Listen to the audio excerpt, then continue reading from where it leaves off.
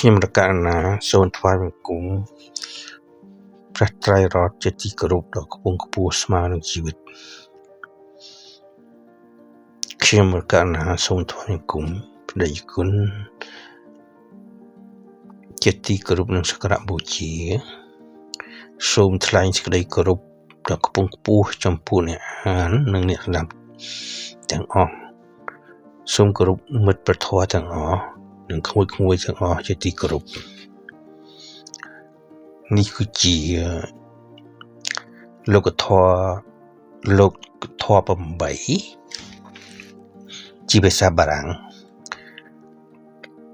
ដែលមានការវែកញែកបន្ទាប់មក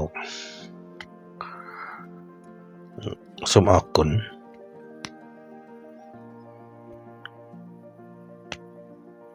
សូមថ្វាយបង្គំដោយសេចក្តីគោរពមិត្តពធទាំងអស់និងអ្នកស្ដាប់ទាំងអស់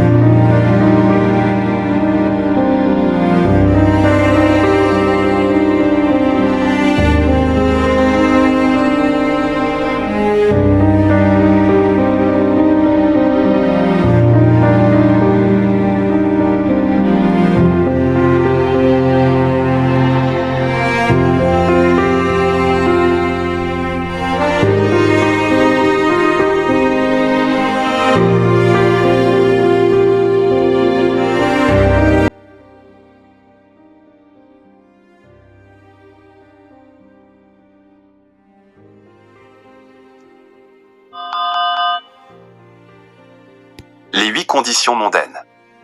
Dans ce monde, nous sommes emportés inconsciemment par les 8 conditions mondaines, qui sont à la racine de tous les termes conventionnels et des réalités du monde. Ces 8 conditions sont louange et blâme, gain et perte, renommée et discrédit, plaisir et douleur. Tous ces mots sont inventés par les êtres mondains pour créer des distinctions. Pourtant, dans la nature, il n'y a que 2 types de phénomènes, ceux qui savent et ceux qui ne savent pas. Pour faciliter la compréhension, on peut dire que le monde intérieur se compose uniquement de la nature consciente et de la nature inconsciente, c'est à accent grave dire les 121 états de conscience, CITA, 52 facteurs mentaux, cétasica, et 28 phénomènes matériels, et RPAS, que le Bouddha a déclarés comme des réalités ultimes, Paramatta Dhamma. Si l'on pense que ces choses existent véritablement, on tombe dans l'éternalisme, Sasatadi. Si l'on pense qu'elles n'existent pas, on tombe dans l'annihilationnisme, Ukedadi. Le Bouddha a donc enseigné la coproduction conditionnée, lorsque ceci est, cela est, lorsque ceci cesse, cela cesse. Ces enseignements sont appelés Pekasamubda, Idapakaya, etc. Les mots peuvent varier, mais le sens reste le même. Pour mieux comprendre, le Bouddha a expliqué les 5 agrégats, Pankakanda, les Citta, les Cétasikas et les RPAS non pas comme des vérités séparées, mais pour l'explication. Les agrégats sont des accumulations, par exemple, l'agrégat de perception, Sankandanda, et l'ensemble de la mémoire et des reconnaissances, l'agrégat des sensations, Vedankanda, et l'ensemble des ressentis agréables et désagréables. Sans mémoire, les humains ne pourraient pas se souvenir de leur enfance. Même le Bouddha n'aurait pu se rappeler ses innombrables vies antérieures sans mémoire. Il a ensuite expliqué le processus de conscience, Citta VTHI, 6 types distincts, chacun avec 17 moments de pensée. Un moment matériel, et RPA, ne disparaît qu'après 17 citta. L'image perçue n'est qu'une ombre, comme un tampon ou une photo, ce n'est pas l'objet réel. Ce processus n'a ni début ni fin. Les objets perçus à travers les 6 portes sont les résultats, Vipka, du karma passé, bon karma donne de bons résultats, mauvais karma donne de la souffrance. Mais attention, même si on reçoit des résultats désagréables, cela ne signifie pas automatiquement que l'on va produire du karma non méritoire. C'est une question de condition. Ce n'est qu'une explication résumée. En résumé, les êtres sont guidés par leur propre karma. Une autre question se pose, le karma est-il éternel? Cette question est bénéfique. Car sans question, il ne peut y avoir de compréhension profonde. Le Bouddha a enseigné que tous les phénomènes ont des causes et des conditions, c'est la loi universelle. Ne pas comprendre, cause, et condition, c'est ne rien comprendre. La première conscience à la naissance est le résultat du karma passé, mais elle devient la cause et la condition du nouveau karma présent, qui à son tour sera la cause du futur Vipka. Même les réalités ultimes n'existent pas en soi. En vérité, il n'y a rien du tout. Les êtres courent après le monde conventionnel, prenant ce qu'ils ont eux-mêmes inventé pour la vérité, s'y attachant avec plaisir, souffrance et conflit. Le Bouddha a appelé cela l'ignorance, Aveijiji. Si l'ignorance est la cause de la naissance des êtres, alors tout.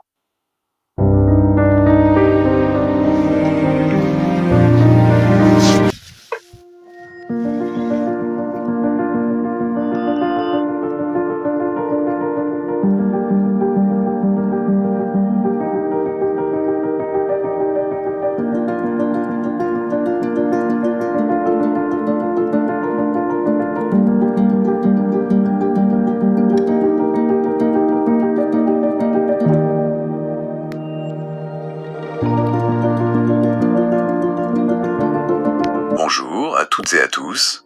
Aujourd'hui, on va explorer ensemble des idées assez profondes, tirées de textes qui nous questionnent sur notre vécu quotidien. Oui, bonjour. On pense souvent à nos expériences en termes de haut et de bas, n'est-ce pas? Exactement.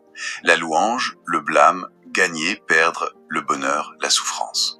Les sources qu'on a étudiées appellent ça les 8 conditions mondaines, les lokadhamma. C'est ça, en gros des étiquettes, des conventions qu'on utilise pour donner un sens au monde qui nous entoure. Et aujourd'hui, on va essayer de regarder un peu ce qu'il y a derrière ces étiquettes. Tout à fait. L'idée, c'est de voir comment ces concepts, qui viennent d'une perspective bouddhiste ici, expliquent le fonctionnement des choses, le karma, la cause et l'effet. Et surtout cette notion d'avijja, une sorte d'ignorance fondamentale qui serait le moteur de tout ça. Voilà, notre objectif, c'est de décrypter un peu cette vision du monde, qui bouscule pas mal nos idées reçues sur la réalité. Alors revenons sur ces conditions mondaines, les lokadhamma. Les textes insistent, ce sont nos créations mentales pour distinguer les choses. Oui, c'est la réalité conventionnelle si on veut, mais les sources parlent d'une réalité plus... fondamentale, le paramatadhamma. Le paramatadhamma. Qu'est-ce que c'est exactement? Imaginez ça comme les constituants ultimes de l'expérience.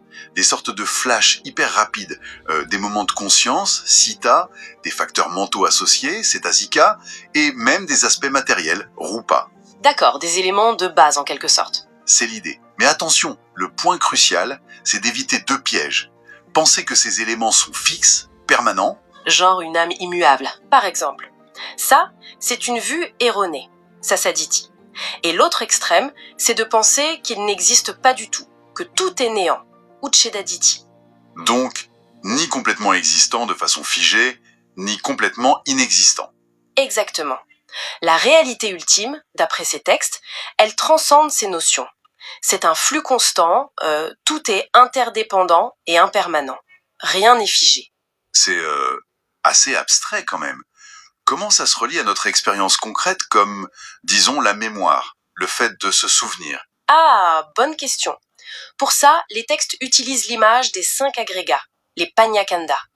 Faut voir ça comme des amas ou des collections d'expériences. Des amas, comme des tas de sable. Un peu, oui. Des amas qui se forment et se défont tout le temps. Par exemple, l'amas des sensations, Vedana Kanda, ou celui qui nous intéresse ici, l'amas de la perception et de la mémoire, Sanya Kanda. Donc, la mémoire n'est pas une chose stockée quelque part. Pas vraiment comme un fichier sur un ordinateur, non. C'est plutôt ce processus dynamique et cet amas de perception et de reconnaissance qui se reconstruit à chaque instant. Sans cet amas, ce processus, impossible de se souvenir. Waouh!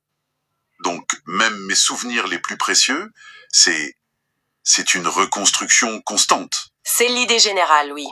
Tout ça repose sur des processus mentaux, les vichicita, qui sont incroyablement rapides.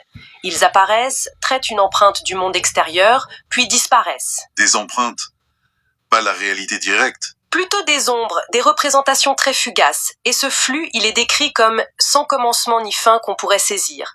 Un peu comme un film dont on ne voit jamais le début ou la fin. D'accord. C'est dans ce flux incessant, j'imagine, que le karma joue son rôle. Comment ça s'intègre? Tout à fait.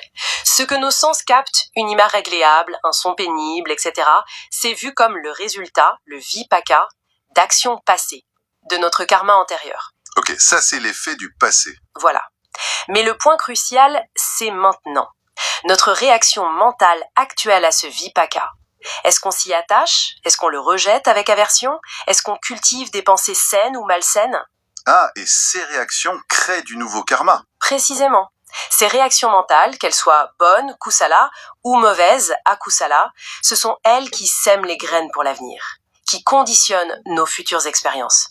C'est le cycle cause-effet classique, en somme. Mais est-ce que ça veut dire que si je reçois quelque chose de désagréable, je suis condamné à réagir négativement, à créer du mauvais karma? Excellente question. Et les sources insistent là-dessus.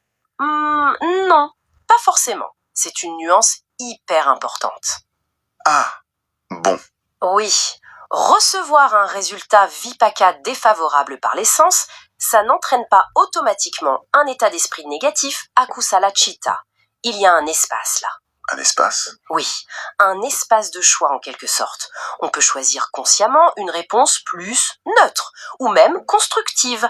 La réaction n'est pas prédéterminée par le stimulus reçu. C'est là qu'intervient notre part de responsabilité, notre marge de manœuvre. Très intéressant. Donc, on n'est pas juste des marionnettes de notre karma passé. Ce qu'on fait maintenant, comment on réagit, ça compte énormément. Exactement. Tout le mécanisme est régi par cette loi de cause et tout, et de condition, patyaya. Notre état mental actuel, c'est un résultat du passé, d'accord, mais c'est aussi la cause de nos actions présentes. Et ces actions présentes? Elles deviennent à leur tour la cause des résultats futurs. C'est un enchaînement, une interdépendance constante.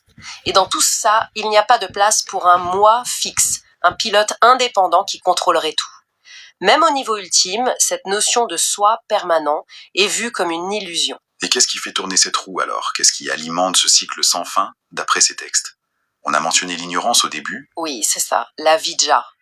L'ignorance fondamentale. C'est décrit comme notre tendance profonde à prendre les conventions, nos fameux lokadama, le gain, la perte, le bonheur, la souffrance, pour la réalité ultime. C'est comme confondre la carte avec le territoire, c'est ça? C'est une bonne image, oui. Cette méprise fondamentale, cette avidya, c'est elle qui mènerait à l'attachement, au désir, à l'aversion, et donc à la souffrance, au conflit, à tout ce cycle.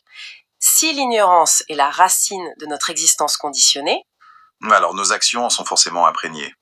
C'est la conclusion logique présentée. Même nos actions apparemment positives ou constructives pourraient d'une certaine manière découler de cette ignorance fondamentale de la nature des choses. Pour résumer un peu, notre expérience de tous les jours se passe dans ce monde de conventions, de lokadama, mais en dessous, les sources décrivent des processus beaucoup plus subtils et rapides. L'esprit comme un flux, le karma comme loi de cause à effet. Et le tout semble être orchestré ou du moins conditionné par cette avidya, cette méconnaissance de la réalité fondamentale, paramatadama. C'est ça. Une vision assez décapante. Oui. Et ça nous laisse avec une question un peu vertigineuse, qui est d'ailleurs soulevée dans les textes eux-mêmes. Si toutes nos actions, même celles qu'on juge bénéfiques, nos créations, le progrès social, si tout ça découle finalement de la vidya. Quelle est leur valeur réelle? Sont-elles juste des constructions plus élaborées, mais toujours basées sur cette ignorance? Voilà la question. Les textes suggèrent qu'il y aurait une réponse ultime, une vérité unique, ce fameux paramatadama, qui transcende nos opinions personnelles sur ce qui est bien ou mal, utile ou inutile. Une vérité au-delà des apparences et des jugements. C'est l'idée. Et c'est peut-être une piste intéressante à garder en tête, une invitation à continuer d'explorer ces questions en profondeur. Absolument. Une réflexion à poursuivre. Merci beaucoup pour cet éclairage. Merci à vous.